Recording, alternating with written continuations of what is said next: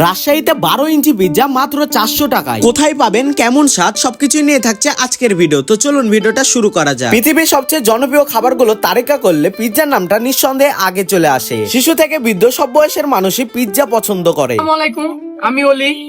আমাদের এই ফুড কোর্টটির নাম পিৎজা হাউস। এখানে পেয়ে যাবেন pizza, burger, potato wages, momo, pasta, meat box. আমি দীর্ঘদিন যাবত এই লাইনে জব করছি। আমার অলমোস্ট 6 বছর হয়ে গেল। এখন আমি নিজে একটা আশা ছিল আমি একটা ফুড কার্ট করবো বা রেস্টুরেন্ট করবো।